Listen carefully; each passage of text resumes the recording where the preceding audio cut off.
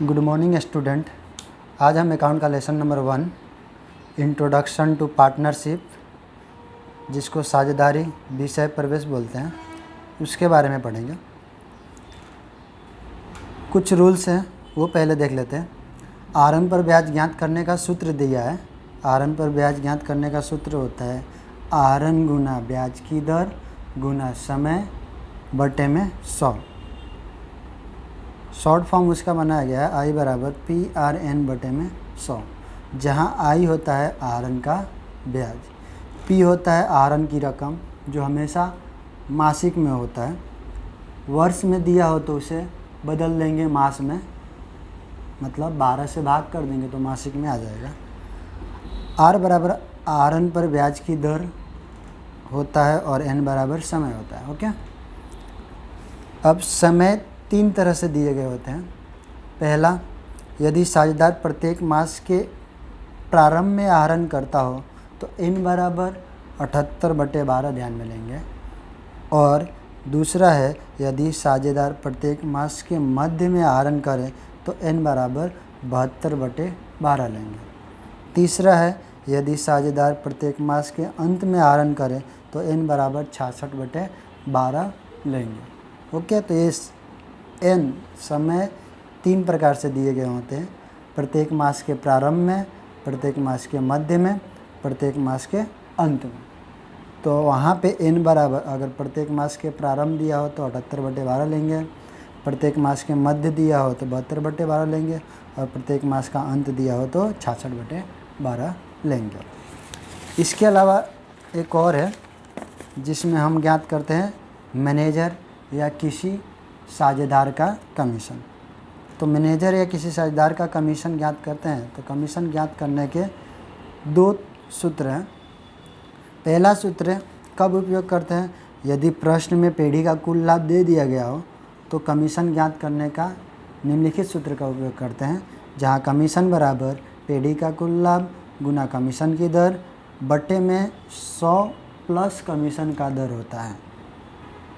और दूसरा होता है, यदि प्रश्न में पेढ़ी का कुल लाभ न दिया गया हो और किसी एक साझेदार का लाभ का भाग दिया गया हो तो उसके ऊपर से बाकी सभी साझेदारों का लाभ का भाग ज्ञात करेंगे, फिर पेढ़ी का कुल लाभ प्राप्त होगा और कमीशन निम्नलिखित सूत्र का उपयोग करके ज्ञात करेंगे, जहां कमीशन बराबर पेढ़ी का कुल लाभ गुना कमीशन की दर बटे में 100 होगा। इन दोनों सूत्र में थोड़ा ही डिफरेंस है। पहले वाले सूत्र में पेढ़ी का कुल लाभ दे दिया गया होगा और दूसरे वाले सूत्र में पेढ़ी का कुल लाभ न देकर किसी एक साझेदार का लाभ का भाग दे दिया गया होगा, उसके ऊपर से बाकी सभी साझेदारों का लाभ का भाग ज्ञात करेंगे और उन सब का योग करेंगे तो पेढ़ी का कुल लाभ आ जाएगा और उसके बाद कमीशन ज्ञात करेंगे। यहाँ पे 100 में प्लस कमीशन की दर जुड़ जाती है, यहाँ पे जुड़ता नहीं है। ये दोनों सूत्र में इतना ही अंतर है। एक और बात ध्यान में लेने योग्य है, प्रश्न में लाभ हानि का अनुपात न दिया गया हो तो हमेशा लाभ हानि का अनुपात क्या लेने का, समान लेने का। अगर 2 साझेदार हो तो उनका लाभ हानि का अनुपात क्या हो जाएगा, 1/1। 3 हो तो 1/1/1। ओके, यानी शॉर्ट में अगर साझेदारों का लाभ हानि का पुराना अनुपात प्रश्न में कहीं भी न दिया हो तो ऐसा मान लेने का कि हमेशा उनका लाभ हानि का अनुपात क्या होगा, समान होगा। ओके, अब इन दोनों सूत्रों के ऊपर से हम 1-2 सवाल करेंगे स्वाध्याय के, जो इस प्रकार है। स्वाध्याय एक्सरसाइज हम देखते हैं पाठ 1 का। पहला सवाल है, पढ़ते हैं एक बार। एक साझेदारी पेढ़ी में से प्रति मास के अंत में एक समान रकम का आहरण करता है। अब यहाँ पे स्पष्ट रूप से बोल दिया है प्रति मास के अंत में आहरण करता है। वर्ष के अंत में कुल वार्षिक आहरण 12,000 किया है, मतलब वो साझेदार ने वर्ष के अंत में, यहाँ पे क्या दिया है, वार्षिक आहरण दिया है, वर्ष के अंत में 12,000 का आहरण किया है। तो हम इसको बदल देंगे मासिक में, 12 से भाग देंगे तो मासिक का आहरण आ जाएगा। यदि आहरण पर वार्षिक 12% की दर से ब्याज वसूल करना हो तो वर्ष के अंत में आहरण पर ब्याज की गणना कीजिए। अब यहाँ पे वार्षिक आहरण पर ब्याज की दर दे दी गई है 12%। और हमें ज्ञात करना है आहरण पर ब्याज की गणना। ओके, यहाँ पे दो चीज़ स्पष्ट समझ लो, प्रति मास के अंत में दिया है और यहाँ पे वार्षिक आहरण दिया है। ओके, तो इसको सॉल्व करते हैं।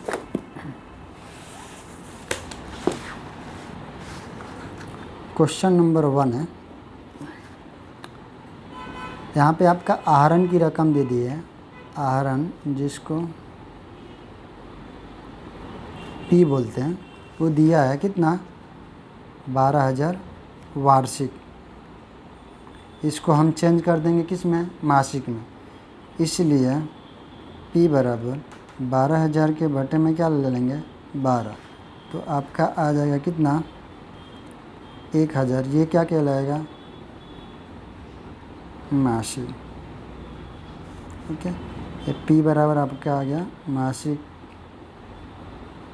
आहरण आपका कितना है, प्रत्येक महीने में उसका आहरण हो गया आपका 1,000। चूँकि आर बोले तो ब्याज की दर दे दी गई है कितना परसेंट 12%, और n बराबर स्पष्ट रूप से बोल दिया प्रत्येक मास के अंत में। अगर अंत हो तो हम n क्या लेते हैं ध्यान में 66/12। ओके, पहले मैंने रूल्स में बता दिया था। अब सूत्र का उपयोग करेंगे, आहरण पर ब्याज ज्ञात करने का सूत्र शॉर्ट फॉर्म उसका लिखते हैं I बराबर PRN/100। ओके, जहाँ I बराबर होता है आहरण का ब्याज, P बराबर होता है आहरण की रकम, R बराबर होता है ब्याज की दर और N बराबर होता है समय। अब इस सूत्र में कीमत रखेंगे, इसलिए I बराबर P की कीमत ये रहा मासिक वाले लेने का 1,000, R की कीमत दिया गया है 12%, N बोले तो समय आपका अंत बोला है तो 66 के बटे में 12 लेंगे और इसके बटे में क्या आता है सबके बटे में 100, इसके साथ गुना हो जाएगा। ओके, आप कैलसी का उपयोग कर सकते हैं, काटना है तो काट भी सकते हैं।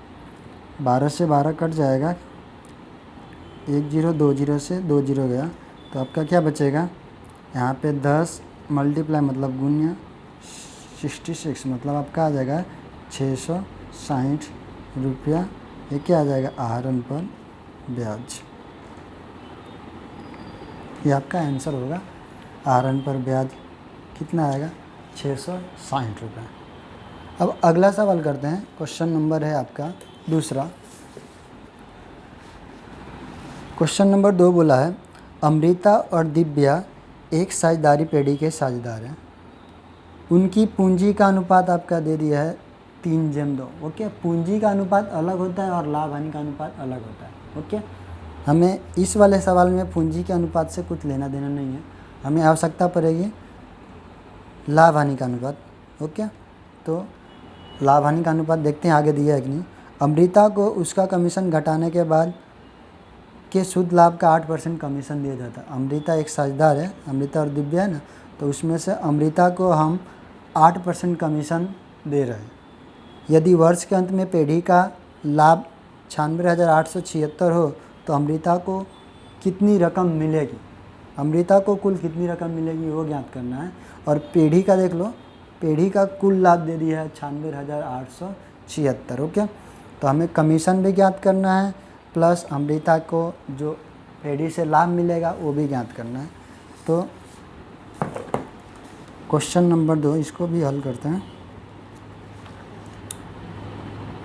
अमृता और दिव्या इन दोनों का लाभ हानि का अनुपात नहीं दिया है, लाभ हानि का अनुपात नहीं दिया, पूंजी का अनुपात दिया, तो पूंजी का अनुपात से हमें कुछ लेना देना नहीं। पूंजी का अनुपात कितना दिया है लिख लेते हैं फिर भी 1:2। ये कौन सा अनुपात है पूंजी का अनुपात। लाभ हानि का अनुपात ना दिया हो तो लाभ हानि का अनुपात जब ना दिया हो तो क्या ले लेते हैं अमृता और दिव्या का लाभ हानि का अनुपात समान रहने का 1:1 बराबर लाभ हानि का अनुपात। ओके, पेढ़ी का कुल लाभ दे दिया है, पेढ़ी का कुल लाभ आपका दिया है कितना 96,876। रुपया। और अमृता का कमीशन दे दिया, अमृता का कमीशन आपका कितना परसेंट है, 8% है। तो मैंने रूल्स में बताया था, एक बार वापस देखना तो देख सकते हो। अगर पेढ़ी का कुल लाभ दे दिया गया हो तो कौन सा सूत्र का उपयोग करते हैं, ये वाला, पेढ़ी का कुल लाभ गुना कमीशन की दर बट्टे में 100 प्लस कमीशन की दर। ये सूत्र का भी उपयोग में लेंगे जब पेढ़ी का कुल लाभ दे दिया गया हो तब। तो ये वाले सवाल में पेढ़ी के कुल लाभ दिया है आपका 96,876। तो इसमें हम ज्ञात करेंगे किसका, अमृता का कमीशन। कमीशन का सूत्र क्या होगा, पेढ़ी का कुल लाभ गुना कमीशन की दर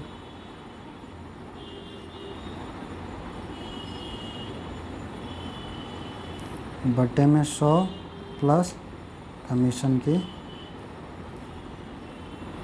दर।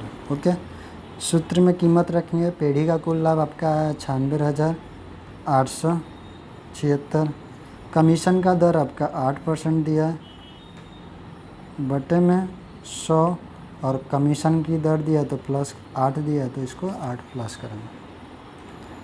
इसको कैलसी के सहायता से आपको क्या करना है, सॉल्व करना है।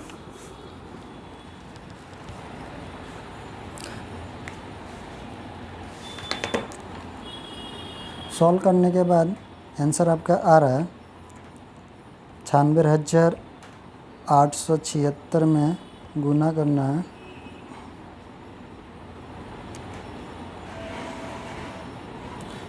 8 के साथ और भाग देना है आपका टोटल 100 प्लस 8 कितना हो जाएगा, 108 के साथ। तो आंसर आएगा 7,176 रुपये। ये आ गया किसका, अमृता का कमीशन की अमाउंट आई है।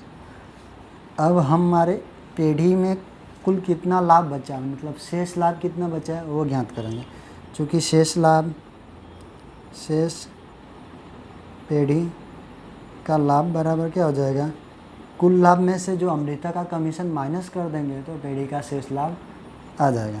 पेढ़ी का कुल लाभ माइनस अमृता का कमीशन, तो पेढ़ी का कुल लाभ कितना आ रहा था, दिया हुआ था सवाल में 96,876 गुना नहीं, आपको माइनस करना है। ए का कमीशन कितना है, 7,176। तो आपका आंसर आएगा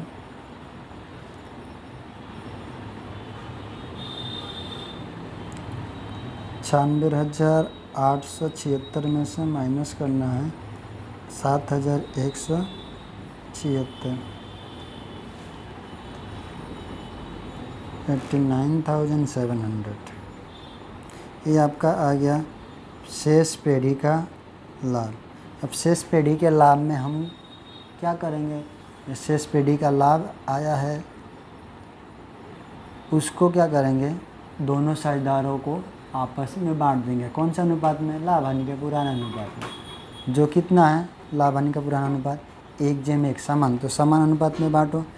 हमें ज्ञात करना है अमृता के हिस्से की कुल रकम ज्ञात करनी है, तो अमृता के हिस्से का पहले लाभ ज्ञात करते हैं। अमृता के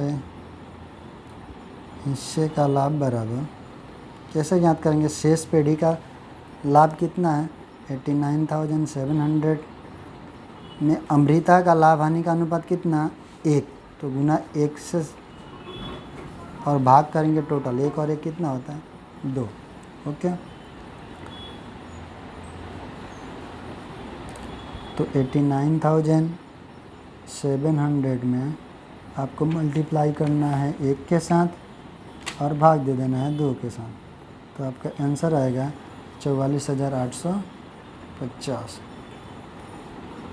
44,850 ये अमृता को लाभ की रकम मिलेगी।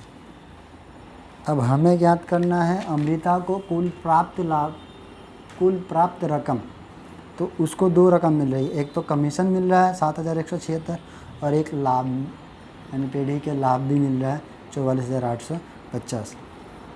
इसलिए एक को प्राप्त कुल रकम बराबर, इन दोनों को जोड़ देंगे, पीढ़ी का लाभ में से उसको कितना भाग मिल रहा है 44,850 प्लस कमीशन मिल रहा है आपका 7,176, मतलब कुल आपकी अमृता को रकम हो जाएगी